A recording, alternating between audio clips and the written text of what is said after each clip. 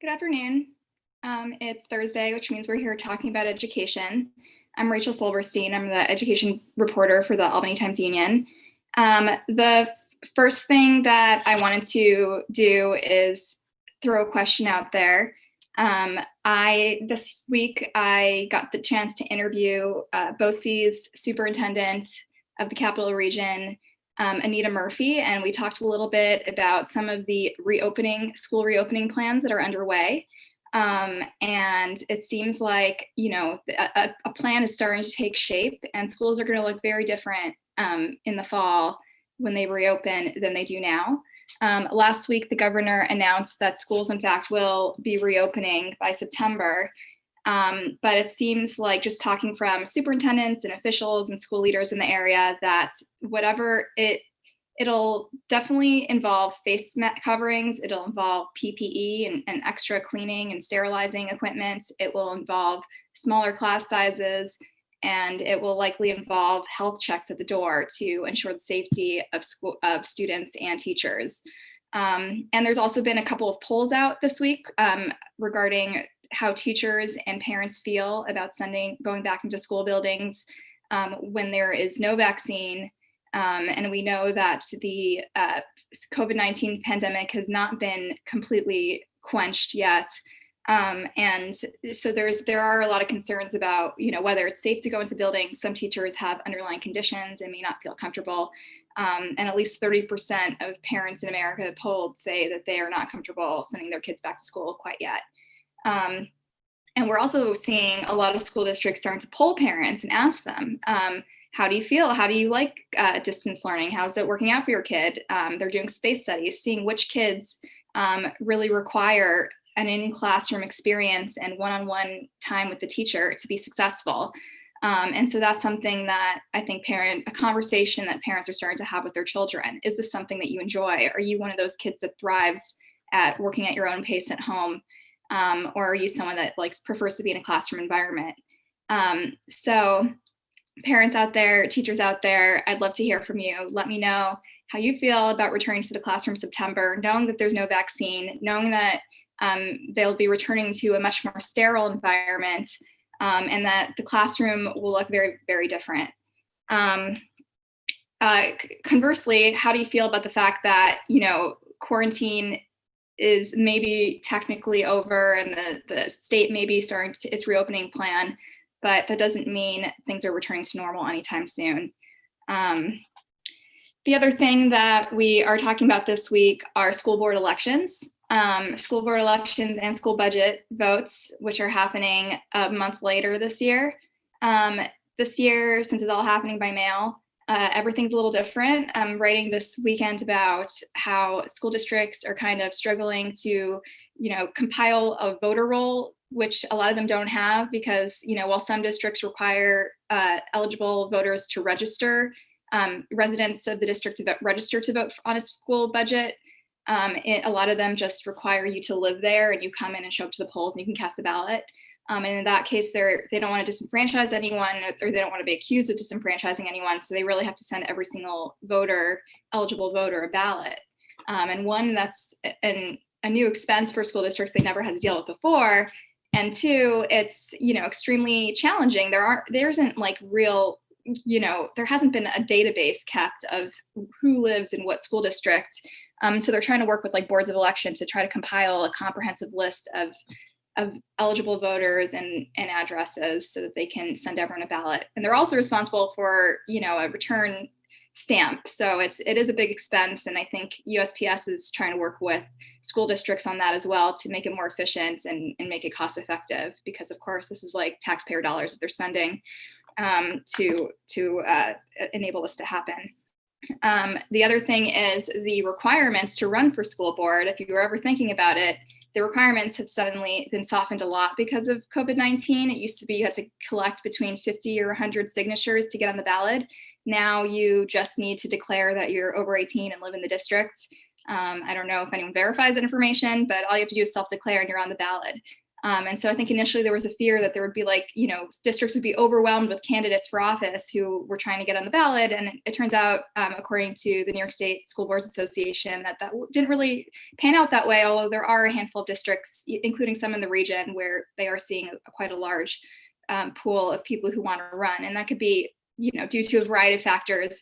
A lot of people are concerned about, the state of education. Schools have taken a really, it just seems like the challenges for school districts are just mounting, and there seems like there's no sign that they will abate anytime soon. So that's another motivating factor for a lot of folks I spoke to run for school board and see how they can help and contribute to the cause. Let's see. The governor this week met with Donald Trump. He went to Washington. He criticized lawmakers about, not, bailing out municipalities, and which is inevitably going to trickle down to like hospitals and schools in New York. We know that schools are facing a really, really difficult budget year. They're handling it different ways. The governor has said, schools could have their budgets cut between 10 and 20% mid-year. There's a provision in the budget that allows state legislators to do that if the state doesn't get its expected revenue this year. And so school districts are handling this in a variety of ways when they're setting their school budgets, which basically sets the amount that they're allowed to, raise the tax levy and collect money from district members. Is they're basically creating these, but some of them are just creating budgets with the assumption that they'll get the full amount of state aid, and some of them are assuming that they'll have to take a 10% cut at some point. So they're making very significant staffing cuts and program cuts to try to be, veer on the conservative side when they plan the coming year's budget. If you're just joining us, I'm here talking about education during COVID-19. I'm polling parents and teachers to see how comfortable they are returning to school in the fall, considering school buildings will look much different. People will be wearing masks, there will be health checks, the classrooms will be smaller. And of course, there's no vaccine and we don't know when there will be one. So it's still not 100% safe. We are seeing that, previously we thought kids were not very vulnerable to this illness at all. But now we're seeing, at least in New York City, they are, really severe consequences for some children are having these symptoms that are really, really life-threatening. And I think that's making school administrators more wary about reopening schools and doing it in a safe way and in a way that makes sense, and making sure that no one gets hurt. All right, we got a question. Are there any specific school districts in the region that have major troubles? Anyone doing it right? I don't know who's doing it right. I don't think there is a right way right now. There's no template, there's no blueprint for how to handle this. It's unprecedented. I know that, it's not quite the level that the financial stress that they were dealing with during the 2008-2009 recession. I think that year, for example, the Albany School District cut like 300 positions, and this year it's more like in the 150 range. Which is still very significant, and they're going to feel it. I know in Albany they are cutting program second grade swim and moving music lessons for younger classes, and so it definitely will impact students and programming. But I think schools are really trying really hard to be as preserve as much as they can of schools programming, and it's really the teachers that are taking the biggest hit, and it's really not clear how they're going to implement a socially distanced sort of hybrid curriculum where half of the students are learning remotely and half of them are in the classroom, assuming it's a large school district where they can't fit everyone in the classroom and remain socially distanced, while maintaining the same budget and having a smaller staff. It seems like those details have not been sort of mapped out yet, and schools are still sort of figuring it out. So yeah, it's a puzzle. It's something that every day the superintendents in the Capital Region are meeting. They have like a standing meeting every morning, and they are exchanging resources and ideas and looking at other states and other school districts, large school districts, seeing how they're handling it. And it really is going to vary from school district to school district. I know that rural school districts are really having a difficult time. I know Rensselaer City School District, I think they're raising property taxes like a crazy high amount, like 24% for like just 1 year, to sort of, mitigate some of the losses from this school year. I think smaller rural districts, which tend to have more poverty, are the ones that are really going to get, really going to be destroyed by this. So they're really pushing for maybe some exemptions or some allowances from the state, taking that into consideration. It's also not clear. Some of the more rural districts might have to consolidate. I think the governor has always pressed some of these smaller districts, smaller municipalities and districts to consolidate to conserve resources and save money. But it's really easier said than done. These schools have their own identities, and it's extremely complicated for two distinct school districts to just merge into one. And it rarely happens. So aside from that, I did want to give a shout out to one of our Times Union readers, Vincent, who posted very kind comments on social media, on Facebook, on the post. Vincent says, "Why would I want to listen to a 20-year-old liberal millennial with no life experience talk about education?" And to Vincent, I just wanted to say thank you. I am finally old enough and jaded enough to consider that a compliment. And second of all, I should point out that I think 20-year-olds count as Gen Z, not millennials, but thank you, Vincent. Let's see, other things that happened this week. SAGE students saw a tuition hike. Apparently it was pre-planned. Administrators say it was pre-planned. Specifically, it was nursing students, and that's interesting because a lot of them are currently, they may be furloughed from their jobs here in the capital region. They are current nurses who are pursuing sort of advanced nursing degrees, PhDs and master's degrees. They're studying to be nurse practitioners, and they are working in Long Island and New Jersey, and they're driving every day, and a lot of them have families, and they are, in the middle of this hotspot, and like it's really, really chaotic. And then they found that this semester they had a $50 per credit tuition increase, and they're kind of stressed out about it. So they reached out. And we spoke to the schools, and that seems to be like really a point of stress for them as frontline workers who are dealing with their classes moving online, which is obviously an online environment isn't ideal when you're doing something as technical as nursing. So they were pretty disappointed to see their online classes for the summer become more expensive. Let's see what else I got. We got questions coming in from some of our colleagues. Is there a picture of what the fall start of the school year could look like at this point? That's actually, I did speak about that earlier. We don't have a clear picture, but we do know a few things. I spoke to the BOCES, Capital Region BOCES superintendent this week, and I spoke to them about, I spoke to her about like the plan that's sort of taking shape. Every day, superintendents are meeting together and talking about what that might look like. School districts are already polling school parents to see, how they feel about returning to the classroom in the fall.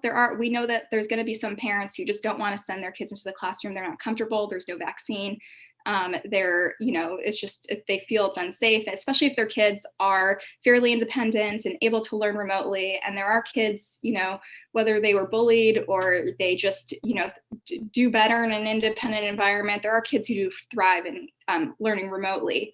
And hopefully another thing schools are trying to figure out is if there is sort of a hybrid model where some kids go to school and some kids stay home so that they can maintain sort of, conform to sort of the new socially distanced learning environment, then, there will be new costs, one, and two, they want to roll out a curriculum that is much more, planned and thought out. They had really no time to really plan what they're doing now, and they managed to put some things together. Most kids right now are learning online and logging in every day and participating in classwork, but it's not ideal, and there's still kinks to work out. I think school districts haven't really figured out the right amount of schoolwork to give kids, what expectations to set. When there's no grades for the fourth term, there are kids who just won't log in at all because they're not motivated. And so these are things that they're trying to iron out. And for the next school year, if there's sort of a hybrid model, they'll have a much more, planned out, extensive, robust remote learning program. Question from Facebook. Do you know what the process is if a school budget fails? If a school budget fails, then they need to they're trying to get people to pass the school budget because it's a huge hassle if it fails. They have to basically redo the school budget and try again to sell it to voters, but this time they need like a larger majority to pass it. I think it's if as long as they stay below the tax levy, then it like the 2% property tax cap, then they only need like a simple majority to pass it. But if they try to sell a budget that requires people's property taxes to go up significantly, then it requires a larger majority. I'm not super familiar with all the technicalities of it, but I do know that it's not ideal when a school budget fails, and they pretty much have to go back to voters and convince them that this is a budget that is, in their interests. And I think that's something that folks are worried about with this election, that if, the school board elections already have like just a pitifully small turnout every year. And with, people having to vote via absentee ballot, there are some districts that might be, only sending it to existing voters, people who voted in the last few elections. And if that's the case, voter turnout will be even smaller. And so it's an opportunity to sort of push through a school budget that might not have, the public's support in the same way. And I think that, that's sort of the challenge that's facing school districts right now. They want to be inclusive. They want to not seem like they're disenfranchising everyone, but they do urgently need to pass a budget so they can try to plan for the future and figure out what next year will look like. Let's see, has the governor addressed any higher education concerns, student loan forgiveness, tuition prices? I haven't heard him talk about that recently. I think the immediate need is for aid to localities and school aid for public schools, and Medicaid and healthcare are the two biggest expenses in the state budget, and I think that seems to be like the most pressing issue for them right now. The higher ed is interesting because colleges did receive some federal aid from the last stimulus bill. They did get, it hasn't been distributed equally, like my colleague Emily Munson in DC sort of reported. She had a great story last week which highlighted how some smaller programs got like a ridiculous amount of aid per student, where large programs like SUNY Albany, which has 17,000 students, got a much smaller amount of aid per student. And their aid amounts are split in half. So half of it goes to the school itself, which is, a lot of colleges and universities in the area are struggling because they are returning, room and board fees. They are dealing with lower enrollments. They're in a really difficult position right now. And so they can only use half of that aid for those sort of losses, and the rest of it has to go directly to students in the form of grants. So there will be grants available, and it's available to any student regardless of income to help with like basic necessities, books, food, housing, anything they need for the coming school year. So that should be one way that students can somewhat benefit from the last stimulus bill.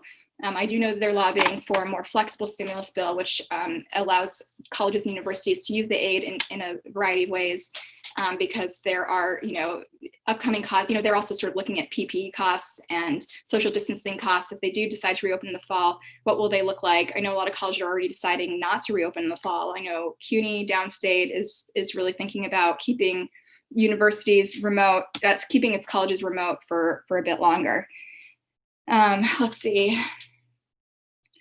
Any other questions, you guys? I do want to hear from some parents out there if you're comfortable sending your kid back into school buildings when there's no vaccine and we don't know when there will be one.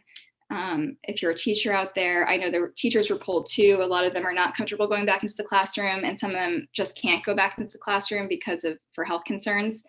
And so, just having a smaller staff available to be in the building will also sort of come into play when they decide who returns to school and who doesn't.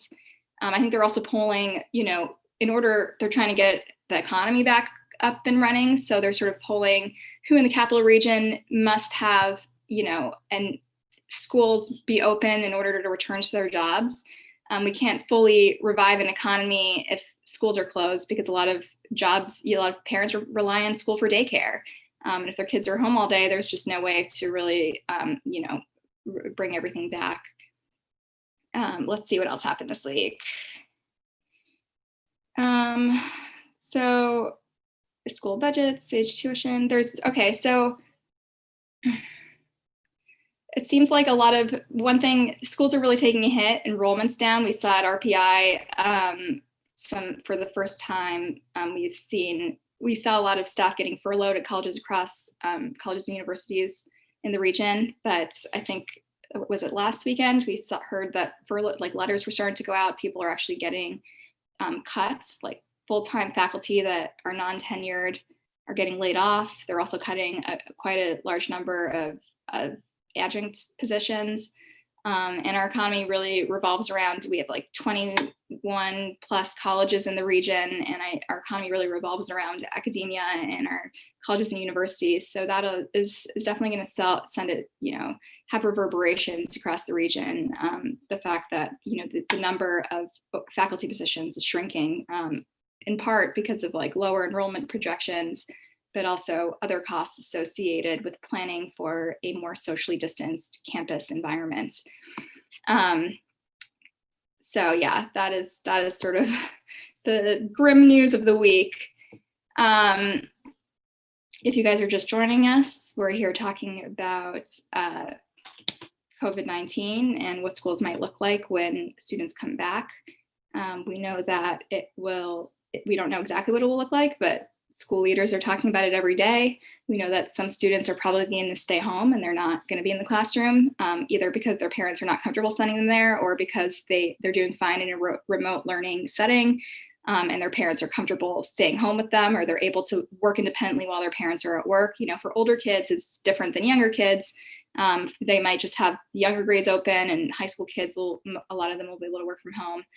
So they're trying to sort of scenario plan and find different maps that might work for the fall. Question from Facebook. Have any colleges besides RPI had layoffs? Not that I'm aware of. RPI is the only college that I've heard of laying people off. I think that, I think they're trying to, for now, a lot of people are furloughed and colleges are relying on unemployment benefits and, the Federal CARES Act, which, brings unemployment benefits up to like close to what people were making before. So for now, people are assuming that they'll have their jobs when they come back. But as far as I know, it's only the 200 at ARP or so employees at RPI that have been laid off. So RPI had they had furloughed like 300 employees, and then the layoffs had to do with faculty. It was mainly full-time faculty and then adjunct positions. So a lot of adjuncts don't get their contracts renewed every year, and they're just a temporary one-time gig. But those positions have been cut, so they're no longer available. So it's important to clarify that. And they haven't been layoffs. They're not calling them layoffs. I should clarify that as well. They're saying these are faculty positions where their contracts were expiring anyway, and they're just not getting their contracts renewed. So it's not that they are, they're being fired. It's that their contracts are not being renewed, and it's purely for financial reasons because enrollments are lower than projected. A lot of colleges are finding that students either don't want to go back because they don't feel like a remote learning setting is adequate or on par with like the campus environment, especially if like at RPI where there's a lot of engineering students, it's very hands-on. The lab environment is really, really important. Healthcare fields like nurses, it's also the lab environment is really important. You need that, hands-on instruction and like clinicals and that kind of thing. And so there's a lot of students who are saying they want to take a year off. They don't want to go to school if everything's going to be socially distanced and they're not getting the full college environment. And the last thing I guess that's happening next month, we're actually doing a series. We're trying to honor the graduating high school class of 2020. It's kind of a bittersweet year this year. Students are, when they would be, buying their caps and gowns and preparing for graduation, and it would be a really exciting milestone. Some schools are putting up signs to honor their graduating seniors. A lot of them are doing sort of campaigns on social media to honor graduating seniors and talk about who they are. but obviously it's not the same. And the Times Union also wanted to do its part to honor the graduating class this year. One story that I'm writing for the series that we're putting together in June is about students who are trying to help out and give back and help people during this time when normally they'd be thinking about themselves. I'm writing about students who are making 3D face masks in their basement, students who are organizing food drives and fundraisers to have a food pantry at their high school for students in need, especially now when, students who rely on food, their school buildings to provide meals to them, don't have access to that. And so there are, lovely students who are really thoughtful of their classmates and are trying to, give back in this really difficult time. I think the graduating class of Bethlehem is doing a few things. They're fundraising for local food pantries and, collecting blood and trying to help out as best they can. And so we wanted to highlight them. So if you know a high school student, a high school senior who's spending his final year of high school or her final year of high school, trying to help people and make it easier for folks in need, send them my way. I will put my email in the comments and you can get in touch. And I think that's it. If there are no other questions, feel free to email me. You can always reach out to us on Facebook, YouTube, and Twitter. Now we stream live to all 3 platforms. So if you have any questions or comments, just post them there and they'll get to me. If there are no other questions, I guess I'll sign up for now. See you next week.